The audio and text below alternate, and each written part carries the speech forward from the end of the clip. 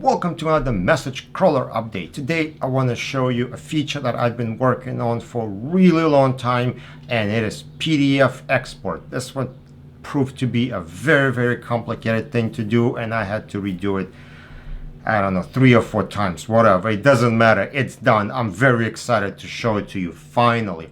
All right, let's go to my screen and I'm going to show you how it works. All right, so here I have my data that I've prepared for this export. We have a DAT file, we have attachments. So let's grab a DAT file, drag and drop it here, and we see that I have text messages and I have some attachments. So let's export them to PDFs. I'm going to go to Export, PDF Beta, because right now I'm labeling this as beta, as the look and feel of the PDFs may change slightly. So let's do a path called Export. The only thing I need to change is because I dragged and dropped the PDF, so I need a path for my files so that I know where to grab attachments from. Everything else is pre-configured, good to go. I'm just going to say generate export without going into too many explanations and let the export do its thing. Now, when the export is done, we are going to see folder with PDFs.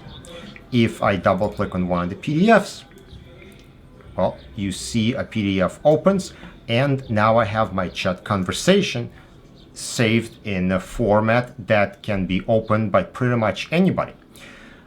You see that we have chat bubbles. They shift left and right, and that is controlled by it is controlled by field direction right here. So if the field is outgoing, then it's going to be shifted to the right, and if it's incoming, it's going to be on the left. And if we have any attachments, we have the attachment original name and the name the way it was saved inside this PDF file.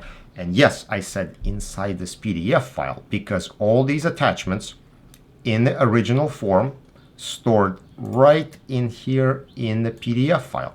So now, as we're browsing through this, if we want to find this file, we can just click on it right here on the right side. And Adobe is being very cautious. We just say yes to open, and bam, there is the picture. Now, if I double click on the PDF file, same thing. This PDF will open. Not sure why everything got shifted, but now we can read the PDF. And if we close, we back to the original PDF. So all the files are stored here. Let's open up another one that contains, we're going to open this big one. And this one contains a lot of attachments that we don't even think of embedding into PDF, like a movie file. Well, if I click on here and I double click, I can open this and I can play this video file. And it is all embedded inside this PDF file, as you can tell by the size. So we can control our direction for the chat bubbles using this column, and we can embed attachments into PDFs. Now we do have few options here. So show images if possible. That means we're going to insert a picture of attachment, attach native to PDF. This is what we did, is where we taken all the attachments and inserting them inside. Or we can copy to export folder. So that'll just make an extra folder and copy all the attachments there. Some people may want that. If we want to add any extra metadata, we can also add it over here. So we can check some of the fields and we can add them to the body of the message. You can experiment with that yourself. So there are a number of options that we have. All right, so coming back to a question as to why. Why would you use a PDF export and not RSMF? Well, the difference here really is who you giving this data to.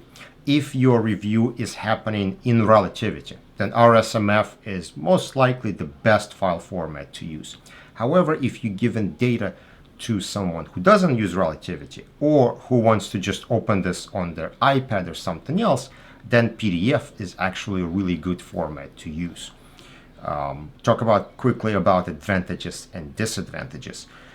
Major advantage of RSMF is that once you create RSMF, you can sort of undo it. Message crawler allows you to re-import RSMF files back in, and then if you don't like how you chop them up, or you don't like something, you can repackage them. With PDF, you wouldn't be able to do that. PDF is one-way street, basically. Once you convert to PDF, that's it. It's set. You cannot do anything with it. But the advantage of PDF over RSMF is that rendering of your text messages is set, and anybody who uses either a web browser or Adobe Reader is going to get same experience. You know exactly what they're going to see because you are looking at that file. You see exactly what they're going to be seeing. There is no guessing, there is no interpretation by a viewer. So that makes it a little bit better from a perspective of knowing what the other person will see.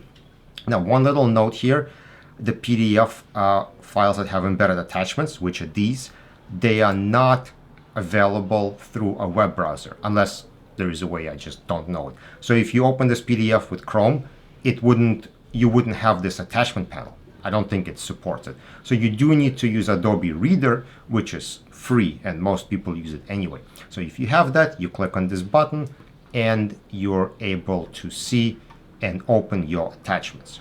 And attachments in body, these little pictures, they're great for previews. And then if you need to analyze original metadata, let's say you need to analyze EXIF data of this picture, well, you got original right here. You just extract it, open it, look at it. You can get GPS coordinates from it, get whatever information you need. The original attachment hasn't been altered in any way. So that's my exciting feature of new version of Message Crawler.